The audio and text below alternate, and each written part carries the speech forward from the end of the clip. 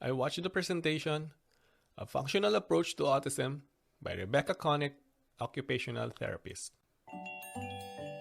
Approximately 1 in every 59 children are born with autism. Albert Einstein. Dr. Einstein had no speech until age 3. Steve Jobs, he was a loner. He brought snakes to school. Leonardo da Vinci. This man was far advanced on the autism spectrum. I'm not naughty. I'm autistic. And I just get too much information. This is Lloyd I AM, and you're listening to Takiwātanga, Love Not Cure, Exploring Autism One Strength at a Time.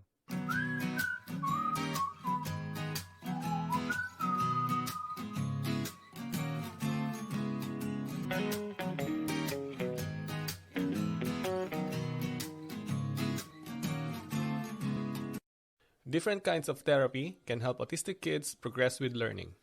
One of them is occupational therapy. Occupational therapy is a support provided to people who have limited ability to carry out daily activities due to an illness, injury, or health impediments. For a child to succeed in learning, Rebecca said, the approach to learning for kids on the autism spectrum should be fun. UNICEF published an article about the science of play. Learning through play is not just fun.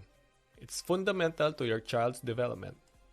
Another study at Harvard University suggests that children who learn through play post a significant improvement in emotional regulation and attention. This could also help in the development of the executive function. Before we deep dive into our topic, let's talk about executive function and why it is important to understand this. When you think about executive function, think of this as the command center of your brain. This command center controls your focus, your ability to accomplish tasks, and helps you in regulating your emotions. With learning through play, we can improve a child's command center by making learning a fun activity. During the presentation, I have noted down 3 key ideas: sensory need, goal setting, creativity at play. Number 1, sensory need.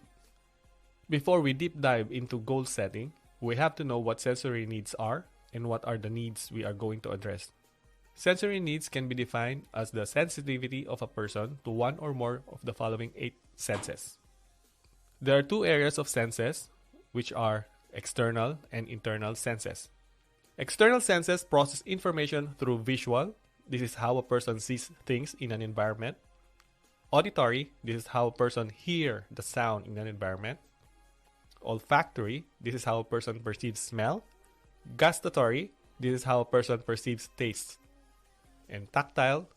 This is the sense of touch. Internal senses process information through vestibular. This is how a person's balance is maintained. Proprioception. This is for body positioning and movement. And lastly, interoception. This is all about internal body sensations. These 8 senses are the fundamental building blocks of how a person perceives the world around him or her. These senses are also the foundation for supporting higher skills like learning, attention, even emotion regulation. Before setting our goals, we have to know what sensory needs to work on.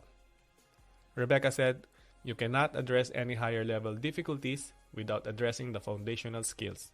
If a child is having learning difficulties, we cannot address that if we don't look at the factors leading to those challenges. Such difficulties may be a noisy environment. By simple observations, you can find out what sensory needs are requiring your attention. Kids on the autism spectrum are usually sensitive to loud noise. So if we don't address that, the child will focus more on the noise rather than the learning activity. By knowing the child's foundational sensory needs, we can help in alleviating the child's learning challenges by putting up a better plan and addressing them. One thing to keep in mind though is that every child is different and no child must be assessed the same way. Therefore, seek experts' advice. Number 2, goal setting. By understanding the learning barrier of a child at a foundational level, you can set the right goal to address that. Remember that even kids with special needs have goals, and the main focus is for the child to attain independence. Our role as parents and carers is to support the child in meeting that need. When setting up attainable goals, we can look at this in a multidisciplinary approach. This is where sensory integration and occupational therapy comes into the picture. But what is sensory integration? Sensory integration is a process by which our brain receives signals from our senses so that we can make sense of the things around us. This will then enable our body to respond to those signals. Yeah, I know this is a lot to absorb. So let me give you an example. Let's say you see a glass of pineapple juice on the table, and pineapple juice is not new to you and you've tasted one before. So the moment you see that juice on the table, your brain reprocesses the information about your past experience with the pineapple juice, and you know that if you drink that, you will experience a sour tasting liquid. The moment you drink that juice, your taste buds sends signal to the brain, and when your brain processes that information, your brain will expect a sour taste. So what if it turned out that the juice tastes like water and no traces of sourness in it? If that happens, your brain will now tell you, so this doesn't make sense at all. The color of the juice is the same as before, but the taste is different. So what happened there? So very interesting. So that's how sensory integration works. To address the sensory needs of children, especially those who are on the autism spectrum, an occupational therapist will observe a child's sensory integration and say what actions can be done to improve that sensory need. Once the need has been identified, the child will then be exposed to daily living activities that will support the child's learning progression. The focus of goal setting is then targeted to the following foundational area: body movements, feeding and self-care, cognitive and visual skills. Body movements involve observing the child's play activities by looking at the hand and feet movement and the whole body movements. So play is an important life skill for kids. Children will learn more through play than from telling them about the things they need to learn. According to researchoutreach.org, play is one of the biggest mysteries of learning. Feeding and self-care. The child's feeding behavior will also be observed. If the child is a picky eater, what contributes to that behavior? Is it because of the color of the food, the texture, and how about the taste? Observing the child's self-care skills is also important, as it helps in understanding the child's level of skills. Can the child get dressed by himself or herself? Can the child wash their hands or feet? Or can the child go to the toilet? The next one is cognitive and visual skills. Cognitive and visual skills are also about observing the child's ability to perceive their worlds and be able to execute their tasks. Goal setting is prioritizing the sensory needs of the child, considering what is important for the child and the family. Number 3, creativity in therapy. Children behave differently at home and at school. They also behave differently with their peers and with their families. To address the difference in these behaviors, functional activities will be introduced to the child. This will be the sensory integration therapy approach. The therapy focuses on daily living tasks. By focusing on these tasks, children can still do the things they want to do, and in the long run, this will not give them an impression that they are doing work. These daily living tasks could be eating, going to school, washing hands, playing, and a whole lot more. So the best place for kids to learn while having fun is using the child's natural environment.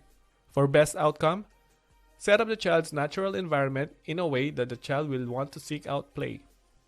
There is no replacement to see these kids learn in their natural environment. For ideas, you can set up a tunnel using carton boxes for the child to explore. You can also put up swing in your backyard for a child to climb, or even do a pretend play using the child's favorite toy. And speaking of favorite toys, what if the child has only one favorite toy and doesn't seek out anything else? If the child has no other interest aside from his or her favorite toy, you can use that toy to your advantage. You may get the child's attention by doing so. You can be creative and come up with different play ideas around this same toy. By understanding the sensory needs of a child, you can set meaningful goals that are important for the child's learning needs. In the end, you can improve the independence of children using the learning through play approach. This is my take after watching the presentation, A Functional Approach to Autism by Rebecca Connick, an occupational therapist. Every Tāngata Takiwātanga or person with autism is different. If you fail with one strategy, don't stop. Keep moving forward. Always remember, for every failure you encounter, you're one step closer to your success. Thanks for tuning in. Till next time, memuto te whakawahare. Let's stop judging others. Me mahi tahi tato. Let's all work together. Kia kaha, kia maya. Stay strong, be brave.